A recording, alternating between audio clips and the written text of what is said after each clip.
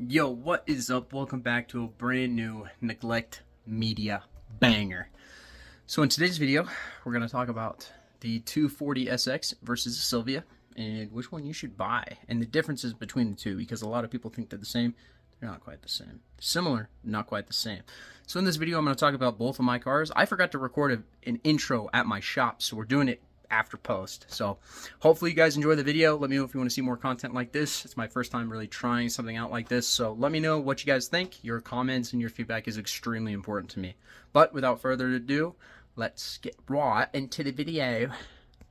Got ourselves a brand new bottle of propane. So let's go ahead and get this hot mom off here, because like I said, it is pretty damn cold. All right, bottle's on. Let's give her a crack. Oh yeah, propane, baby. Got it. Got her done. It's gonna be a little loud, so I apologize for how loud it's gonna be, but it is so cold in here. So, as many of you guys know, I have a 1991 240SX. That's right. This is a 1991 240SX, an American car for American market. I also have a 1991 Nissan Silvia, okay? Today we are going to discuss the differences between the two platforms and see if it's really worth it to get an S13 Silvia or a 240SX. Discuss just the overall market for the S13 Silvia, okay? The car that we all love. I thought there was a massive dent right there, but the lighting just made it look like there was a dent. Talk about the marketing behind the Silvia itself. Keep in mind, this is not the 240, this is just the Silvia. The shop is an absolute mess. I wanted to change the angle to wide angle lens for you guys so that we could just kind of walk around the car while we're doing this. So the S13 was marketed as stylish. It was a sporty coupe that appealed to Japan's bubble economy era. So buyers for this were typically looking for something luxurious, something that was a performance-based car that had a decent price. So that's originally where the S13 Silvia was marketed.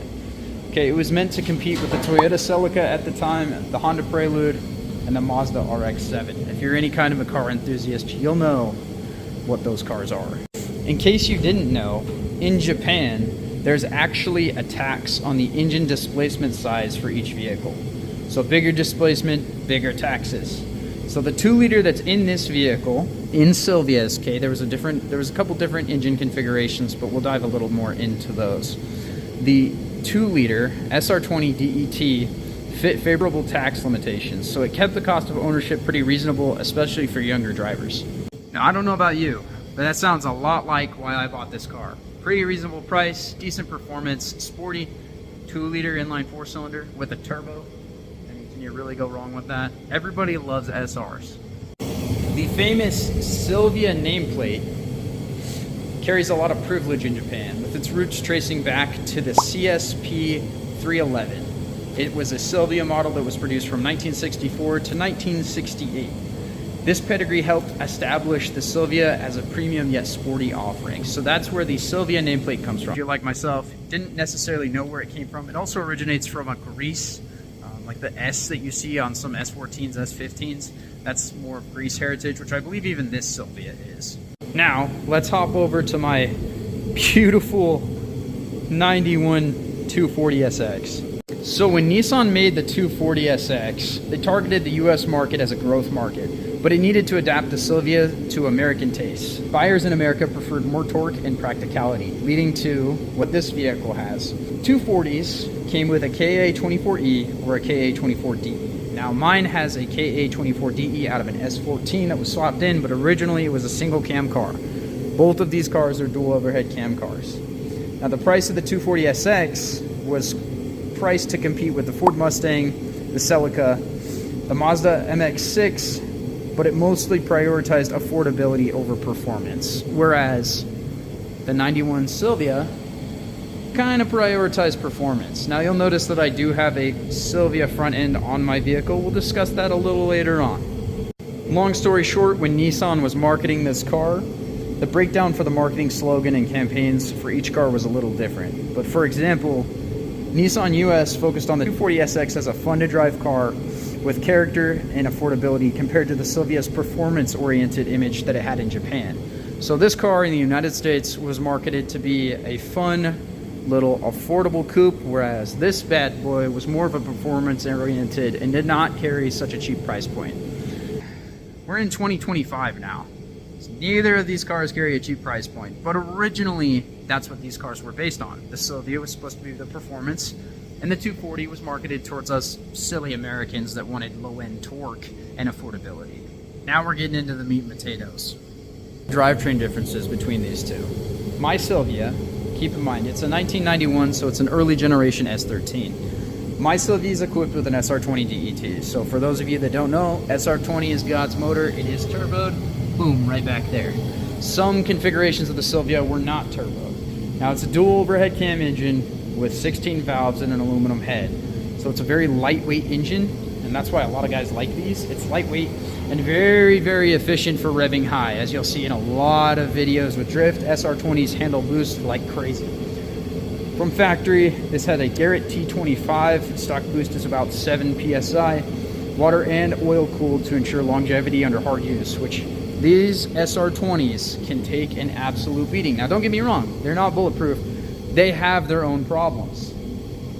Now the intercooler is side mounted on this guy. So right down here, you can't see it in the video, it's a little too dark, but it's side mounted. It reduces your air temperatures for consistent power. Common theme with the Silvia is that it's very, very power-based vehicle. Now, a lot of you will say, oh, inline four cylinders have no power. Drive a Silvia and tell me something different, okay? Redline is about 7,500 RPMs, which is absolutely phenomenal. This thing on redline sounds awesome. Linear power delivery is above about 3,000 RPMs on this. They're very, very tunable, 350 to 400 horsepower on stock internals with some bolt-ons, so like, you know, bigger turbo, maybe some injectors, fuel pump, etc. These are very powerful, capable cars. I mean, regardless, both of them are. Now, we're gonna hop over to the 240 SX. Now, like I had said, my 240 originally had a single overhead cam engine, so this is out of an S14. Now, later model years did get the dual overhead cam as well. So mine is the KA24DE. Now, the 24 stands for, I think it's 2.4 liters. But this is also dual overhead cam. It's 16 valves as well, but it's a cast iron block. So it's very, very strong. It's overbuilt, but it is ideal for turbocharging. So you'll see a lot of guys that'll turbo these, despite them being naturally aspirated from factory. Mine is not turbo. You can see my header right there. No turbo coming off, so mine is naturally aspirated.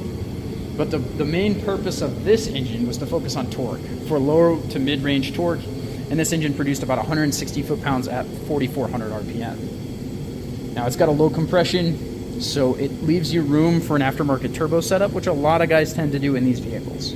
Now the main purpose of the KA24 was to deliver smooth, reliable power, right? Very, very linear, very predictable power. It's naturally aspirated. It's not going to have the turbo band that you feel in the Silvia if you drive them both.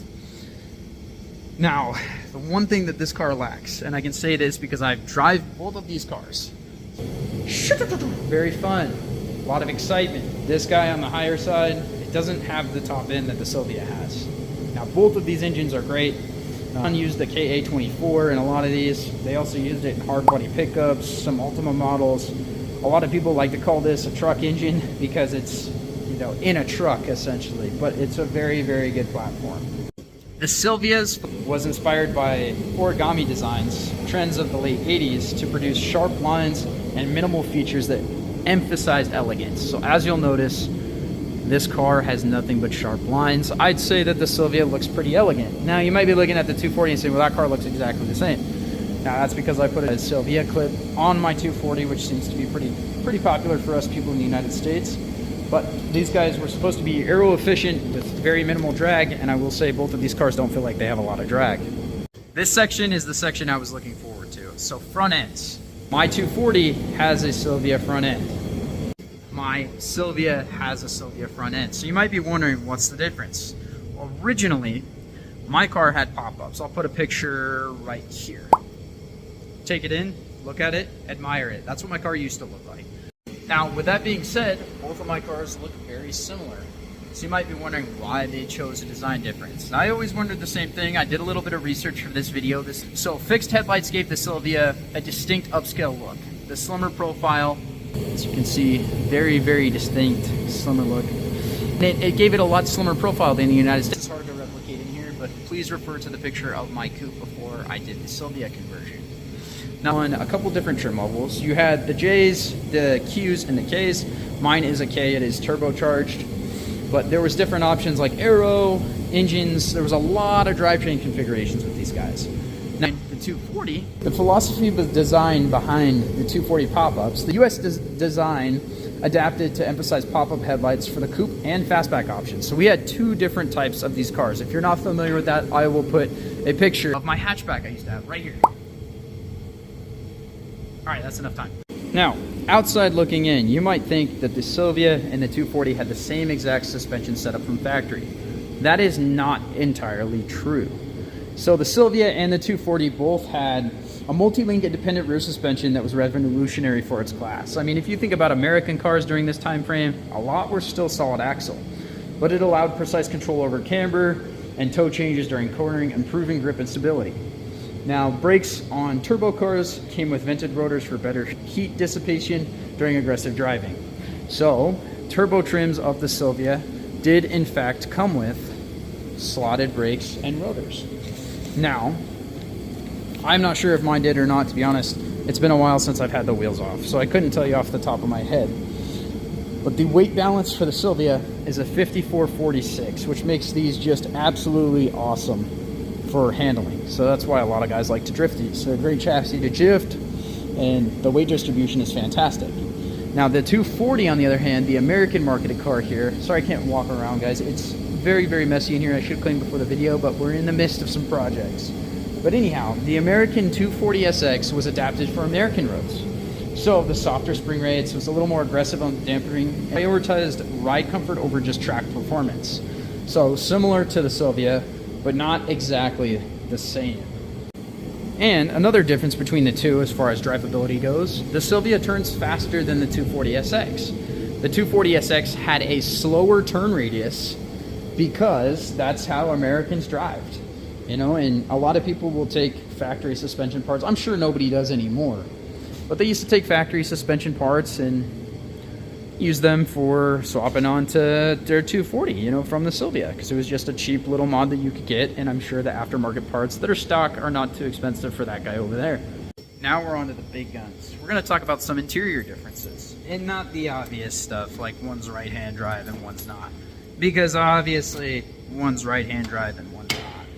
So hopping into the cockpit, the interior of my Silvia. So we got an R34 seat, manual, right-hand drive, of course. Now, a couple key differences that I wanted to talk about are just a few things. So, let's hop in here and get chatting.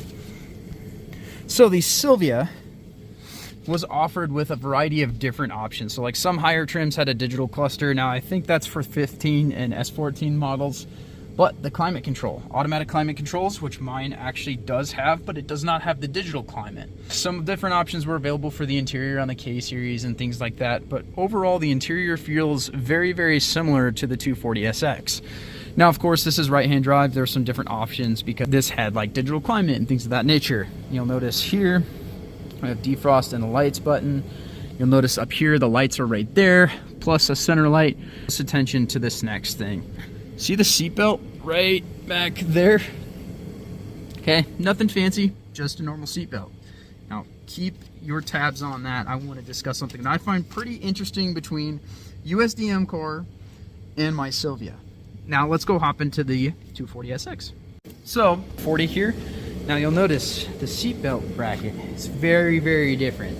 The buttons on the side are different, and obviously, mine is left-hand drive. I do have the heads-up speedometer in this. I did swap that into this car. Manual crank windows, which was just an option. And you'll notice this one does not have the automatic climate or even a radio.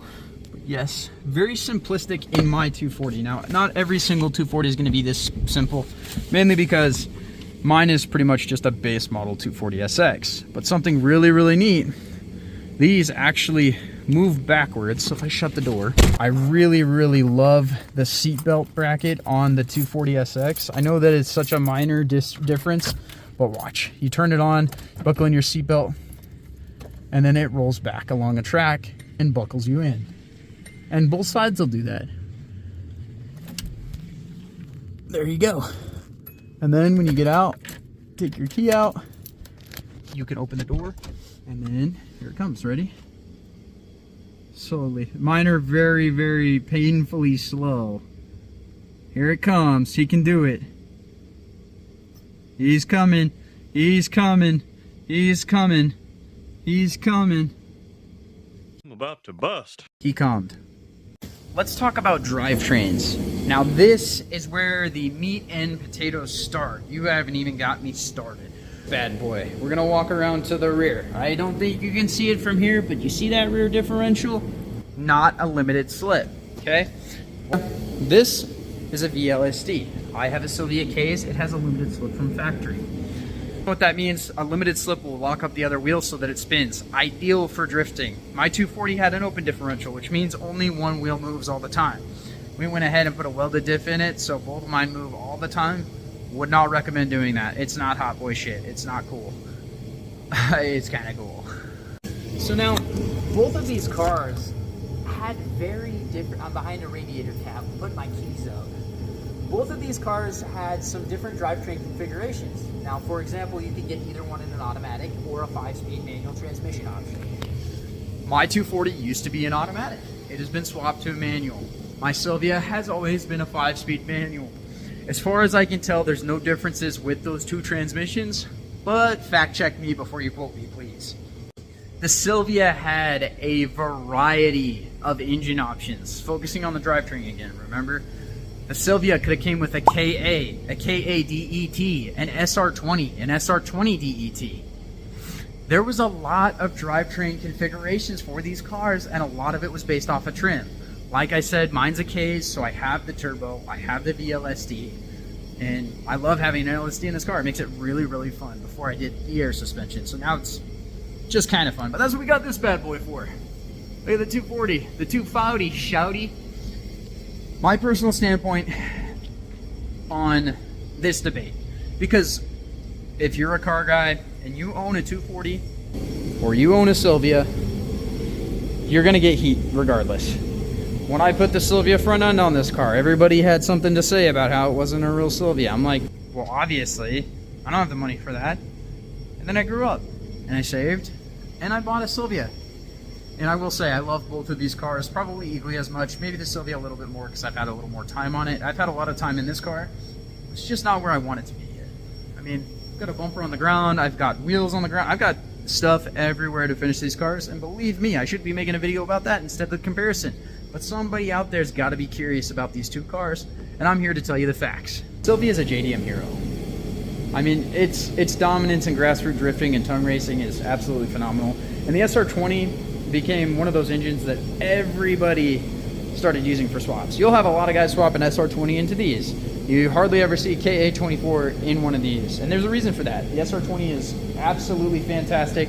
Tons of upgrades for these engines. I mean, don't get me wrong, the KA does have a lot of upgrades as well, but the SR20 is just a phenomenal engine. If you haven't gotten the chance to experience one, I would highly recommend taking your buddy's car out that has one, take it for a drive if you have that opportunity. If not, that's all right. Now the 240 was a very affordable car in the early 2000s. It made it a go-to choice for amateur drifters. So I mean that's really, really true. These cars are super popular for drifting in the United States. Absolutely, as are Silvias in Japan.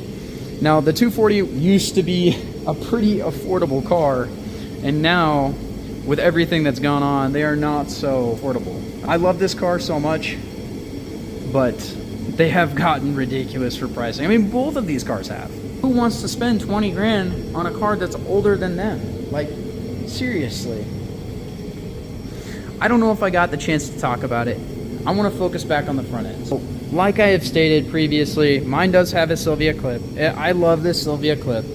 Do I regret getting rid of my pop-ups? Absolutely not. I think the Bricks Retros look phenomenal. Now, with that being said, the United States, the USDM version, the 240SX had pop-ups because the headlights complied with US safety standards at the time, and the Silvias did not. So Nissan had to make that change. So that's why mine has Silvia lights now, and the Silvia has Silvia lights now. That's why us Americans got the pop-ups. And I mean, honestly, the pop-ups look great. They look fantastic as well. But I love both of these cars equally. I wanted to film just a quick little video. Like I said, I apologize for the shop being so dirty. I'm gonna really try and be consistent this year. I want to do something with this channel, and I cannot thank you guys enough for the support that you do give me. I wanted to give you a little bit of tidbit, show off the cars a little bit. It's been a while since I've been out of the shop, and it is still cold. I've had that heater blaring this whole time. I just want to say thank you guys for sticking around to the end of this video, and if I missed anything, I do apologize. I was building this script a little earlier today, and I might have left out a couple details. Mainly just wanted to compare and contrast my two cars because I have both of them, and I'm not really sure a lot of people have a 240SX and a Silvia that are the same year. So just some minor differences between the two. I mean, the seatbelt difference to me is a little wild. I wish I understood why they did that in the American car and not in the Silvia instead. But regardless, both of them are very, very fun to drive. I think you'd be happy with either platform. What's my consensus? Which car's better? If we were comparing apples to apples, but we're not comparing apples to apples. They're very different cars. They're the same chassis, yes, but they are different vehicles. Now, if price point was no issue, Silvia all the way. If you're a little more of a budget kind of shopper, I'd get a 240. I started with a 240. I love my 240. There's a reason I still have it. It's a piece of junk, and I love this car. But if you have the coin and you want to start somewhere and you want to drift, SR20 and a Silvia is a fantastic option. Would I give up either one of these cars? Probably not. If I had to pick one, it's a hard matchup. They both have their pros. They both have their cons. For example, driving right-hand drive all the time is a little confusing sometimes. The blinkers are switched, the wipers and lights are switched. That gets confusing. But you get used to it. But really, like driving right-hand drive every day, if you go through a drive-through and things like that, you know, blah, blah, blah. I'll make a separate video, pros and cons of a right-hand drive. And I'll go full into depth on the Silvia and the 240SX so you guys have a better understanding of both of these vehicles. But the idea of today's video was to try something different for me. Typically I'm wrenching, showing you guys how to do things. Even though I don't necessarily know how to do them, I love recording content for you guys. Today I just wanted to focus on 240SX versus Silvia because there seems to be a lot of discrepancy, people talking in the threads. If you say I have a Silvia and you post a picture of a 240, people get butthurt. But I really don't think it matters. They're the same chassis. The Silvia weighs 200 pounds less than the 240 actually, and mainly because of United States safety compliance. So that was kind of interesting. Doing some research, I found that out, which is pretty cool. If you look underneath the cars, there's some frame rails that are different and things like that. It's very, very minor things. But there are some differences between the two cars worth noting. And if you're going to jump into this and you want to buy one of these cars, either one is going to be a fantastic choice. Either one is going to keep you entertained and give you smiles. I mean, honestly, I love both of these cars, even though it's 5 degrees in this shop and I'm freezing my butt off. There's really no one answer picks it all. If you really want a JDM car, absolutely go for a Silvia. If you're starting and you want a really cool project car, 240SX is the perfect choice. But both of these cars offer two different styles, two different options. Either one is a fantastic choice in my opinion. I don't really have anything else to talk about in this video today, but I just wanted to record this and discuss my thoughts and go over both of these vehicles with you guys because it is kind of interesting, and it's very rare that somebody has two of the same vehicles probably produced at the same plant and one ended up in the United States and one ended up in Japan.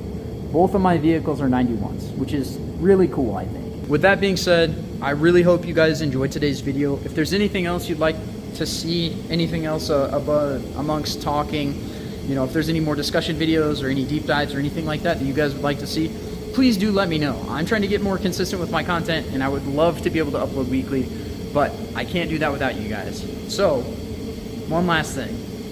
Please like, comment, and subscribe. We are so close to 500 subscribers. We're over halfway there. That would mean the world to me if 2025 could be the year that we pass that 500 mark. Hell, maybe even hit 10,000. But I can't do it without you guys. So please like, comment, and subscribe to this video. If you have any questions or want me to explain anything more specifically, please leave a comment. I do check my comments. I check all of that. I check my Instagram. If you guys want to chat with me, feel free to DM me on my Instagram page at Neglect Media. But you guys are always welcome to leave a comment. You guys are always welcome to leave suggestions. But with that being said, I hope you guys enjoyed this Neglect Media banger, and I will see you in the next one. Peace!